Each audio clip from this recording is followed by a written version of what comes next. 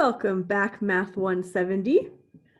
Now we're going to be looking at section 1.3, a little bit of an expansion of what we talked about in 1.2. With 1.2, if you remember, we were playing with transformations if we actually know the equation of the function.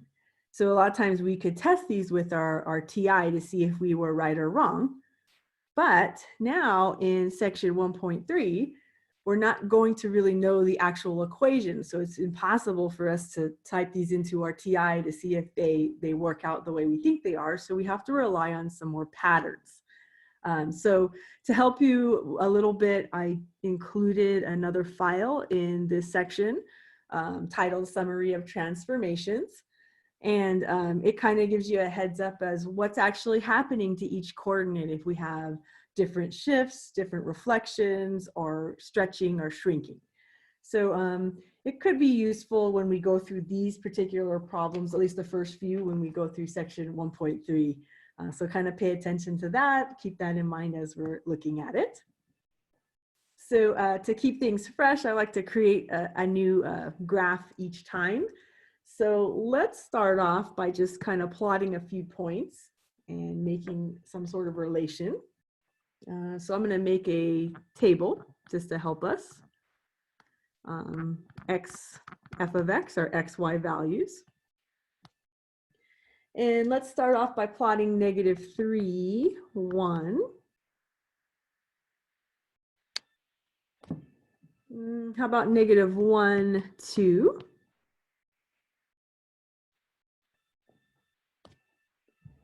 And let's do the 1, -2.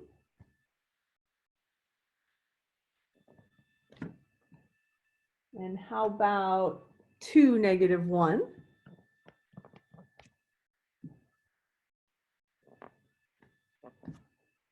And then 3, -2.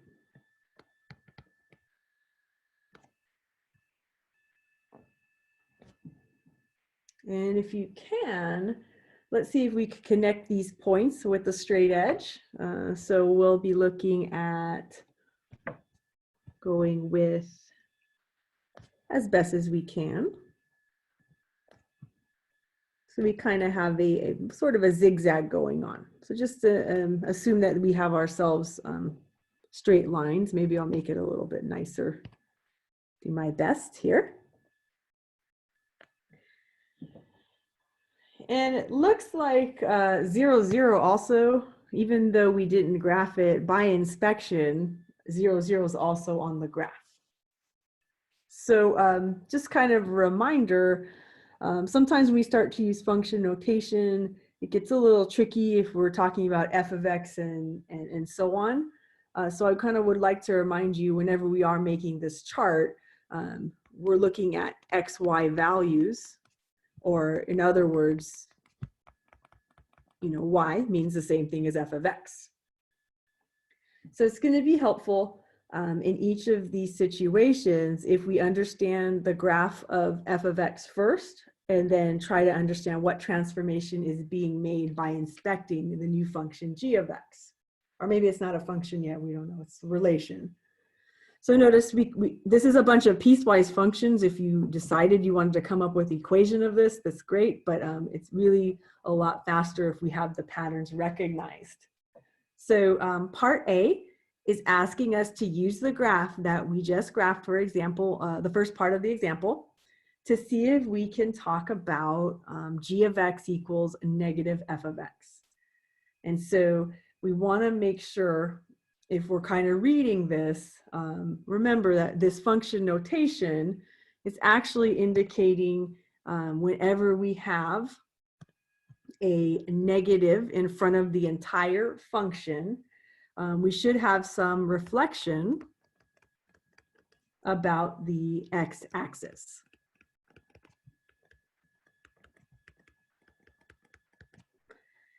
And to kind of further justify this, even reading this statement right here, negative f of x is actually telling us that we are really looking at y values being changed, because this is really another statement to say negative y, f of x meaning y.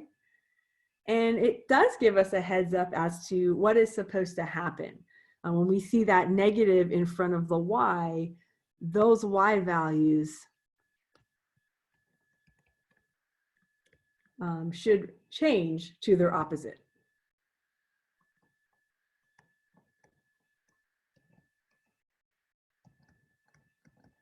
I know it's been a long time since we kind of referred to negative values as opposites, but it does help. So you can do this visually. Everyone thinks a little differently. If it's quick to do so for yourself, feel free, but we could also do this manually, point by point, to see what works. So if I already know how reflections work, what I might do is lightly graph or plot some of the original points from the function already. I keep calling it a function, it is, but we're really looking at a relation. So you can kind of see I'm plotting the original ordered pairs. I didn't want to commit to making points because I want to really save the ordered pairs or the points for the actual answer. And we also remember that 0, 0 was also there by inspection, so we'll go with it too. If you prefer, you could lightly connect these so that you have kind of a ghost of your parent graph, so you can really analyze, is it doing what it's supposed to do based on your pattern? So if I'm trying to reflect about the x-axis, we're looking at anyone that was above the x-axis now ends up being below the x-axis. So I can take negative 3, 1, and I can reflect it the same distance. And actually, I can commit to making an order pair because there's only one reflection or one transformation going on. It also appears that negative 1, 2, if I can reflect that, I have that going on. Same distance away from the x-axis. Now 0, 0 would not reflect, it's actually on the x-axis, so we can continue to write that there. And now we're looking at the right side, and it looks like 1, negative 2 reflects upwards because it was originally below. And 2, negative 1, same story. And 3, negative 2, again reflects upwards, so same story here. So now if we actually connect our points, we will have a representation of our f of x being reflected about the x-axis. So if you are really recognizing the pattern, it's pretty quick, but sometimes everyone thinks differently. So I'd like to kind of go through one more time what's actually going on when you do a reflection about the x-axis. So if we're reading our code right here, it's reminding us we are changing all of the y values to their opposites. You could start off with the table of values from your original plot. It didn't say anything about changing any of the x's. So I'll start off with my ordered pairs just so that we can see what's going on. We got 1, 2, 2, 1, and 3, 2. And if you want to write the 0, 0 by reflection or inspection, you can. So right now, this was x comma f of x. But remember, we were trying to graph g of x, which is the opposite of f of x. So I'm going to attach on a negative sign. And let me re-inspect one more time before I start playing around. Let's see, negative 3, 1, negative 1. Aha! Always got to be careful, everyone. The original ordered pair was negative 1, positive 2. And then I had 1, negative 2. Sometimes if we're not careful, it's going to throw off our entire problem. So let me see if I can go through there. Looks like I mentally did it, but I want to make sure that we see the process of what is actually happening here. So in blue, I have plotted the original table that we had. But now if we're selecting all of our y values to be opposites, we're going to have +1 turn into a -1. +2 turn into a -2. -2 turn into a +2. -1 turn into a +1. And -2 turn into a +2. 0 doesn't have any reflection or anything, so neutral. So if you look at what you've done, you've manually changed all of the y values into their opposites. And let's just check to see if this actually falls into place. So we can see we have -3, -1, check. -1, -2. 1, +2. 2, 1. And 3, 2. And again, we still had 0, 0. So it looks like we have the same thing as if we were to visually reflect as if we were to manually change all the points. So take it whatever direction you would like. Sometimes it's easier for us to just physically draw the points. And then sometimes you may, if there's multi-steps, sometimes it's easier to change each point and then graph from there. So that is the actual transformation. We couldn't really figure that out by using a TI, but it's really helpful to know those patterns. So let's move on. Have a little bit of a step forward. We're actually now looking at the graph of f of x. We're trying to graph the absolute value of f of x, those bars. And so if we kind of remind ourselves, remember, we're starting off with the f of x function, but the bars are telling us, our absolute value is telling us, usually it says it's the distance from 0, so we're thinking about positive. We're going to make sure that all y values, remember again, f of x is equal to y, all y values from our original plot should be now positive.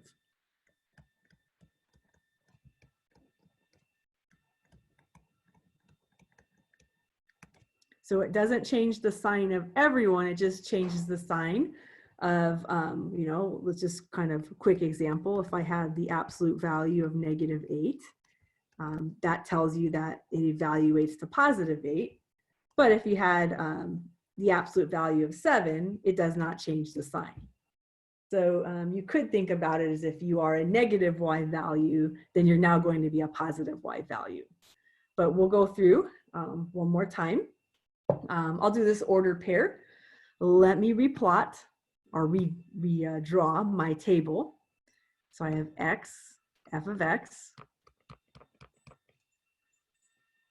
So this is the original graph, and then I'll use red to help me out. So I had a -3, +1, -1, 2, 1, -2, 2, -1, 3, -2, and if you want to put 0, 0 in there because we knew it was there in the first place, it's helpful. And I'll inspect this one more time just to make sure we're not changing anything at the moment. So one more time, I'm going through my points and verifying I don't make the same mistake as the last time. So right now, that's the original graph. If you want to plot all those points, just to give you an idea of what's changing, sometimes it's nice to see.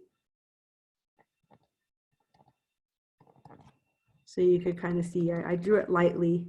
Sometimes I don't like to commit because sometimes those lines confuse me with my new lines. So I've got my original f of x plotted. Now, if we are taking the absolute value of f of x, you're actually taking the absolute value of every single one of your y values. So you can think about the mathematics that way.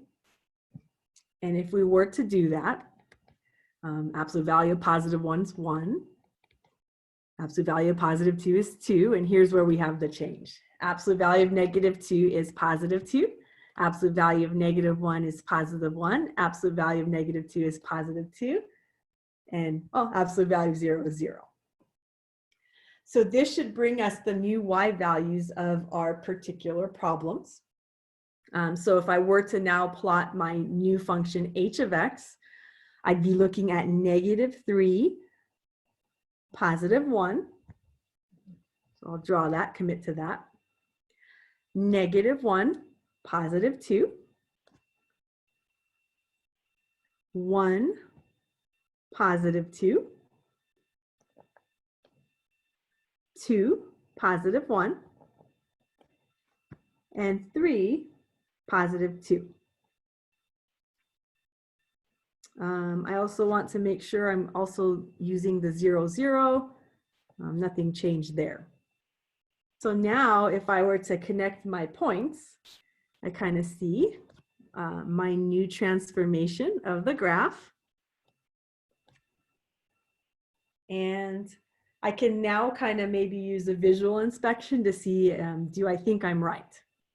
So remember, if you are taking the absolute value, if we look back at our original function, anything that had a positive y value would still be okay to stay. So that's why if you compare this to your original function, the left side of the graph, I guess to the left of the y-axis, those all had, for the most part, positive y values. So nothing changes when we take an absolute value of a positive number, we get the same number back.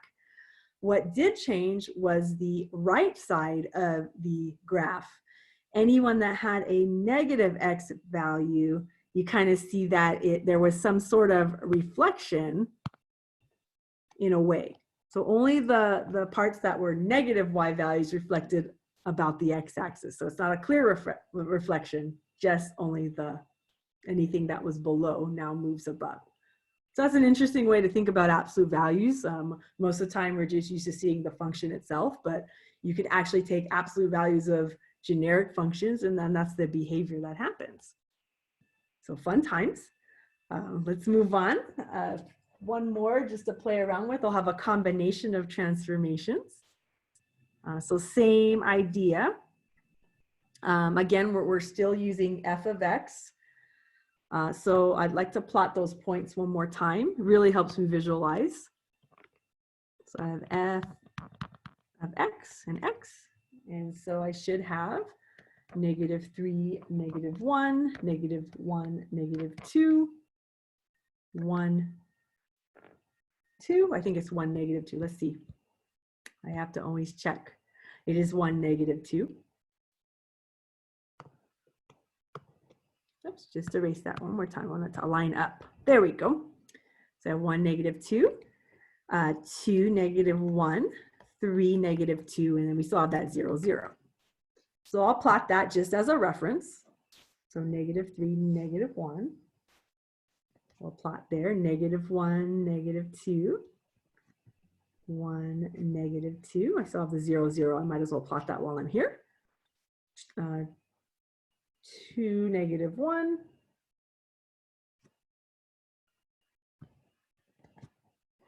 3, -2. Something seems wrong. Let me double check. What am I missing?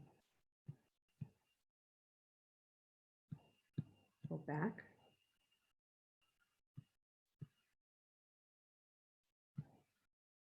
Well, that would be good to make sure you're copying the right problem. I believe it was that -3 part. I should have had, let me see if I can do that. And we all make mistakes, so we'll go from there. Sometimes when I have to switch back and forth, this is where I'm getting the issues. -3, 1. Okay, -1, it's +2. Sometimes when we don't have these straight in front of our faces, we're having some issues. So just be careful. You guys have papers in front of you. It's a little nicer. Let me try this one more time. Okay, so we have -3, 1 and -1, 2. I think that's looking like I'm supposed to have it. Yeah, there we go. Okay. So I'm always kind of a big fan of double checking. This is where I catch most of my mistakes. And you'll notice in calculus, it's not the calculus that gets us. It's always the negative signs that gets us. So we just do what we can. We try to be as careful as possible. So I've got my original f of x graphed. Now what I want to do is look at how they're changing f of x in this new transformation. When I play with what is different, I am seeing that I do have a negative in front of the f of x part, and it's just the f of x. So at this point, we're looking at another reflection. So we are reflecting, and if it's in front of the y value, if you're changing y values to opposites, you're actually reflecting about the x-axis.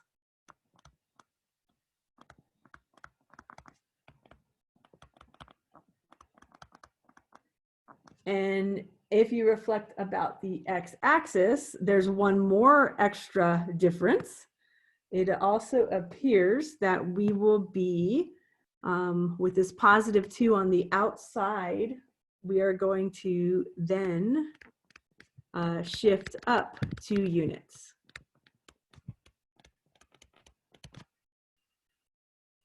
So there's kind of a way to do it. I kind of do these in 2 steps or 2 stages. If I look at this visually, if I try to reflect about the x-axis, we actually did that in one of the previous example. I think it was part A. You can start with that if you'd like. So start off with reflecting about the x-axis. Let's see if I can. Just drawing all the points one more time. 0 never reflected. So same distance. So there's the reflection about the y-axis. But now if you are shifting everyone up 2 units, we will take each of those red x's, shift them back up. And actually I can commit to making an ordered pair here. So each of those red x's gets shifted up 2 units.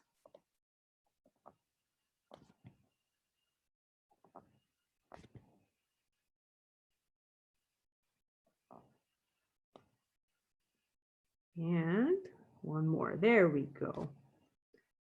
So now I'm ready to draw my actual graph. I can connect my points the same manner.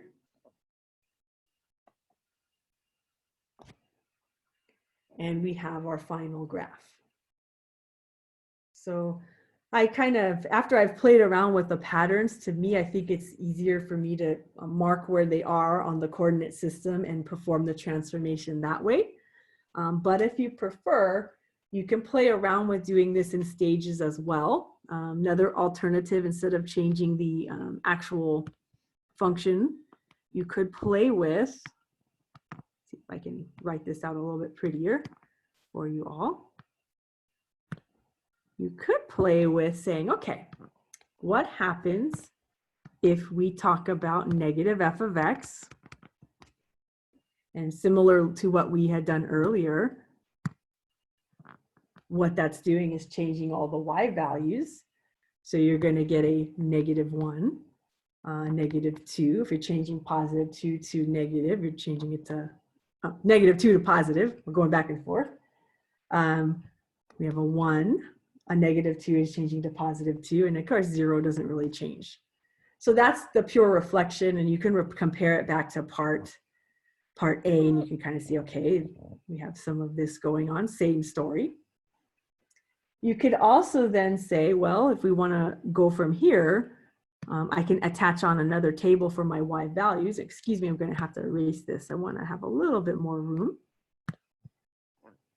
And I can say, okay, if I really want the final function, not only am I going to use the reflected value, I'm going to talk about the upward shift of 2. So you could play with, let's start off with our original reflected values that we just wrote. And then if we add 2 to each of those values, we're going to get a resulting y value, or the final resulting y value.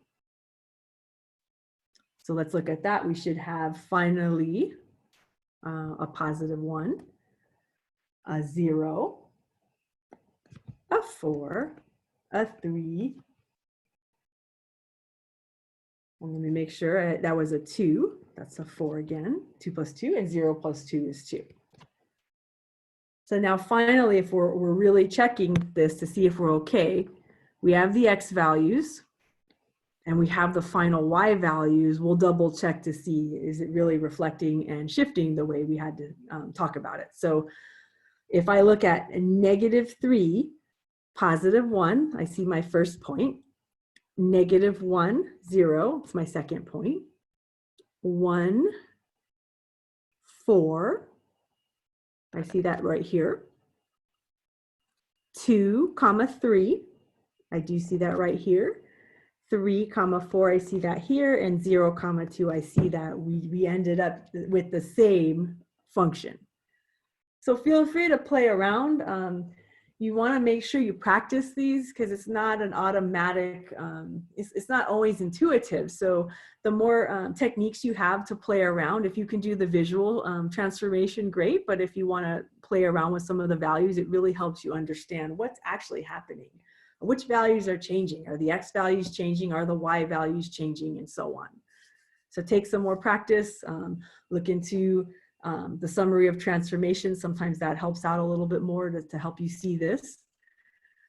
Most of my problems I was playing with a lot of y values changing, but there are cases where the x values change as well. So kind of look into that as you're doing your WebAssign homework. You should be kind of reflecting from there. So that's a little bit of analytical thinking coming our way. I'm going to review with you a few things about composite functions, and sometimes we haven't thought about them in this way before. So if this is new to us, that's fine too. That's what we're all here for. We do have some sort of previous knowledge about notation-wise. So I want to make sure that we're clear. If we're talking about composite functions, we do see that we have this open circle. And when we do see that in this notation, we talk about, a lot of times people prefer to rewrite that f of g of x in this particular form. So if I can say this in English, sometimes people have a hard time, so I always kind of write that out on the side. If you're rereading this, you're saying f of g of x. There's a lot of O's there. So let's see if I can write that a little bit better.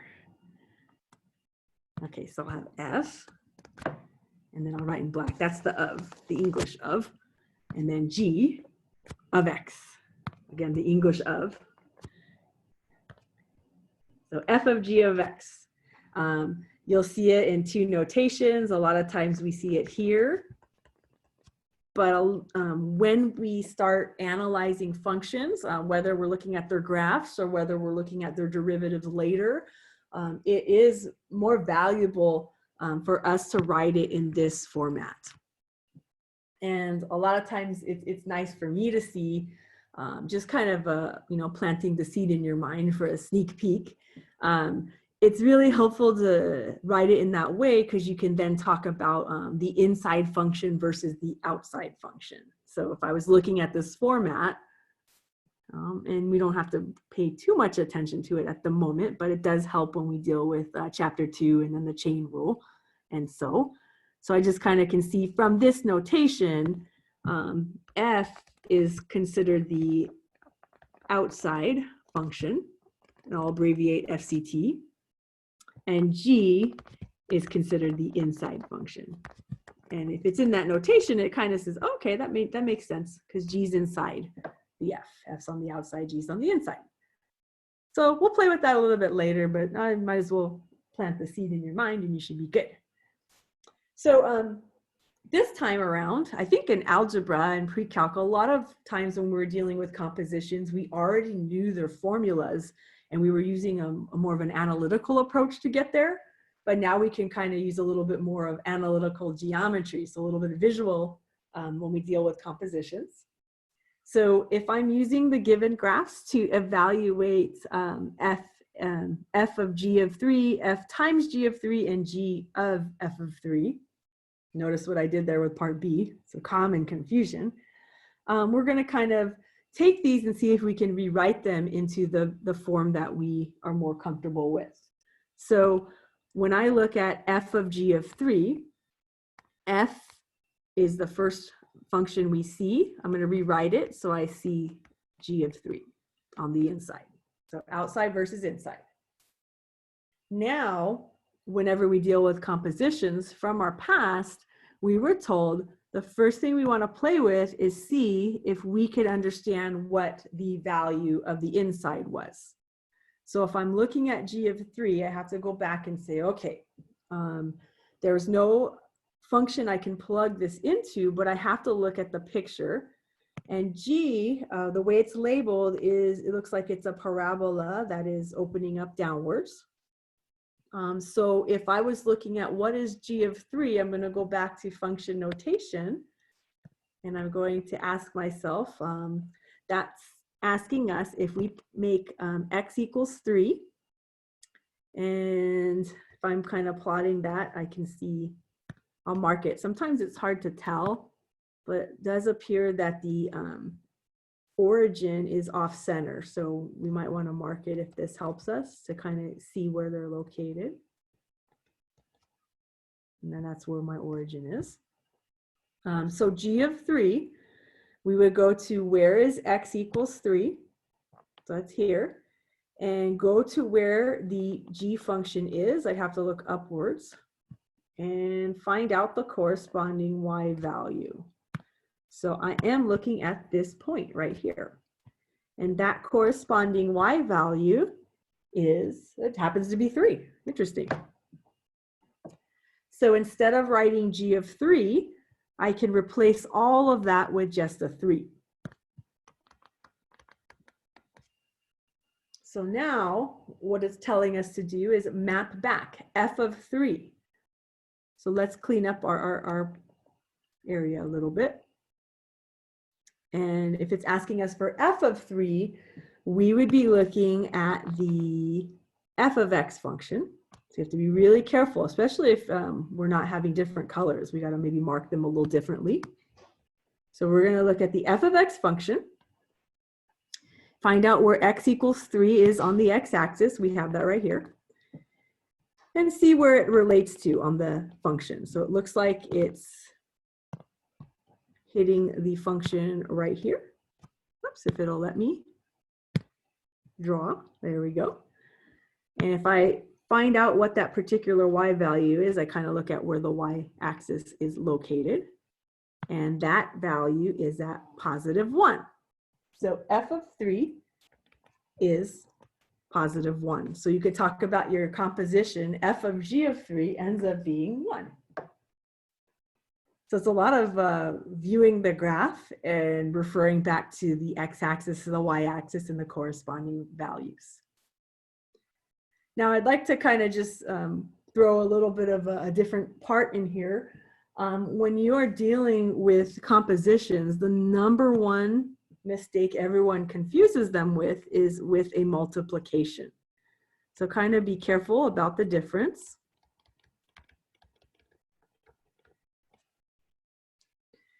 And if we were kind of remember about this sort of math with functions, if I were to rewrite this in this form, and let me see if I can separate these with different colors so we don't get too confused. Let me see, I'll draw a line to kind of separate off the problem. If I'm looking at f times g of 3, that is similar to rewriting it as f of 3 multiplied by g of 3. So that is different than composition. We have to be careful. So if we were trying to find this value, we can then go back to our corresponding functions. And if it helps you, maybe because we noticed we kept using the number 3 so much, maybe on the side it might have been useful for us to mark, well, what is f of 3? I kind of go to the f function, f of 3 was equal to 1. And if we remind ourselves again, g of 3 If we go to where that's located, that g of 3 was actually equal to 3. Sometimes it's helpful to take notes as you go if you keep using these values over and over again. But now this is a direct plug-in. If we know the value of f of 3 is 1, and we're multiplying it with the value of g of 3, which in our case was 3, we end up getting 1 times 3, giving us 3. And so that's different than the composition. Part B and Part A, completely different.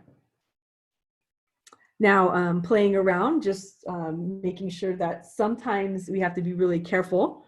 If we're looking at compositions in different orders, they may not have the same properties of how multiplication works. We all kind of are familiar with the commutative property is if, multiplying 2 times 3 is the same as 3 times 2.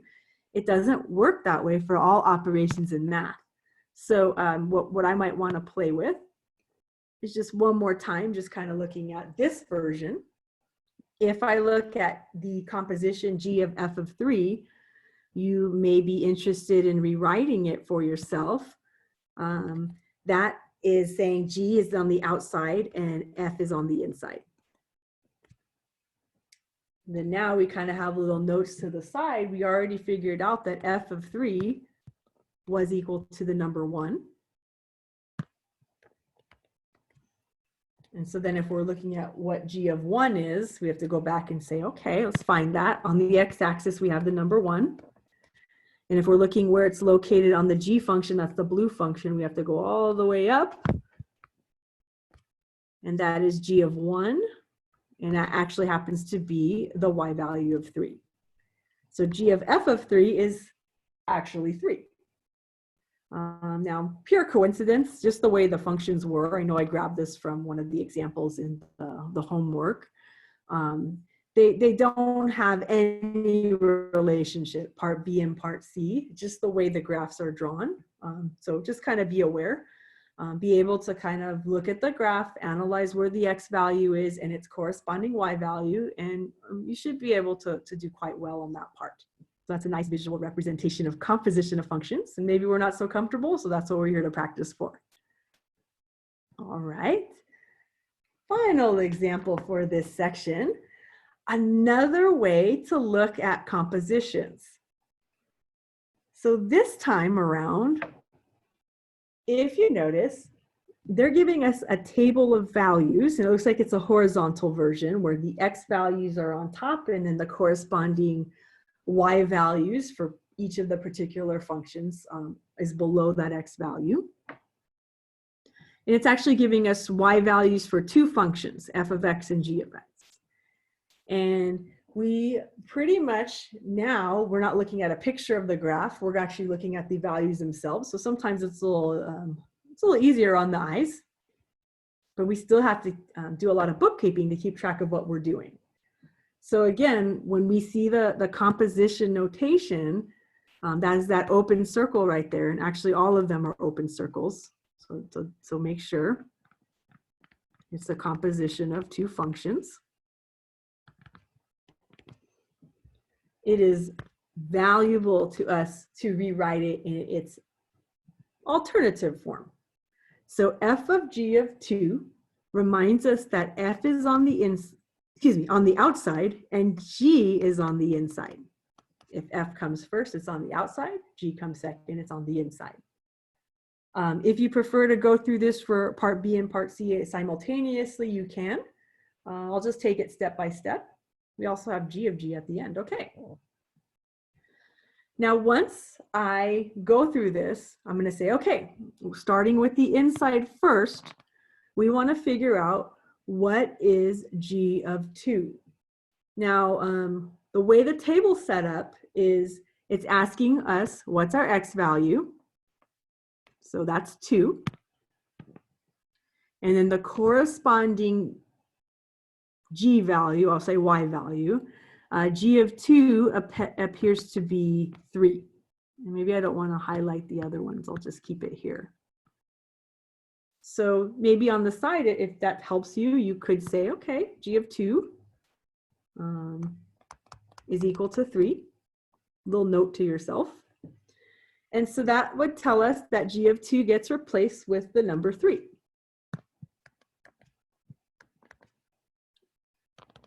And now that makes it a little simpler for us to inspect.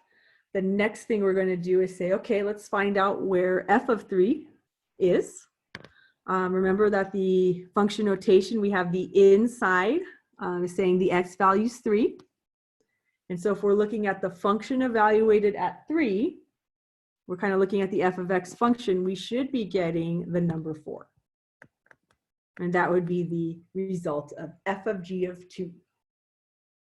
So I take little notes along the way. Sometimes I'm really visual and I like to mark things, so I don't skip a step. Sometimes it's really easy if you're glancing at a lot of numbers that you miss a number, and just be careful, maybe write some notes along the side. Same story, let's look at g of f of 2. I'll switch up the color so that we're clear.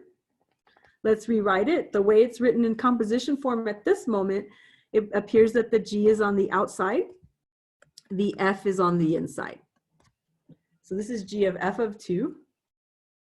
And then maybe I can start over again with the highlighting. Sometimes that helps me see it. I will always start with the inside first. So if I'm looking at f of 2, the first thing I look at is who is that x value? And it looks like it's the item number 2. So, okay, x equals 2.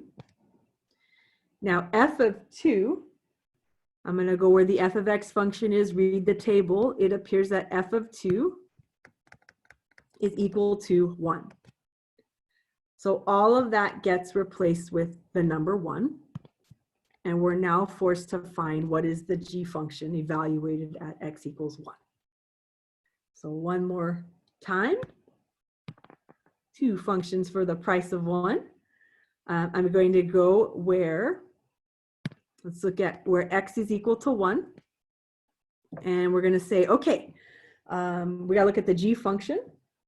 So g of x, when x is equal to 1, g of 1 is equal to 6. And we have our answer to the problem. And so you kind of see the patterns. We're doing inside function first, then outside function. Nice little training for when we get to chapter 2 with those compositions and such. Just kind of a few more examples. If you get it, you can kind of stop the video and start your homework, but it doesn't hurt to view a few more just in case we're having trouble seeing this. I'm going to look at a function composed with itself for part C and part D, and we'll still go through and write them with the same alternative notation. Well, f is on the outside, but f is also on the inside. And we'll approach it the same way. Let me erase my former markings. And I'm going to look at f. So I have to look at the inside first, and I want to look at who the particular x value is. So f of 5, I'm going to go to x equals 5. And f of 5, according to my table, is equal to 2. So all of that inside part gets replaced with a 2. And then we're going to finish off the problem by looking at what happens when x is 2. And we're still referring back to the f value. So let's double check. When x is 2, f of x is 1. So our final answer for that part is 1. And one last one, let's just play with composing g with itself. So again, I really emphasize rewriting it in the alternative form to help you see. So we have g of 6, kind of confusing. And let me erase my former markings so I don't get mistaken. I'm going to look at g of 6. So that's the inside. So let's go to where x is equal to 6 on our graph, our table. So g of 6, and I go to where the g function is. It looks like g of 6 is 3. A little note to the side just in case. That allows me to replace the inside with the number 3. So then again, I'm looking at what is g of 3. So again, my x value is 3. And g of 3, I'm going to look at on my table, it looks like we have a 2. So our final answer is 2. So those are some of the compositions. I always thought we don't really have a lot of time in pre-calc to explore that. So it's always good to refresh our memory. There are some nice problems in WebAssign to help you emphasize some of those practice as well. So I'm signing off for now. I'll see you in the next section. Have a nice one.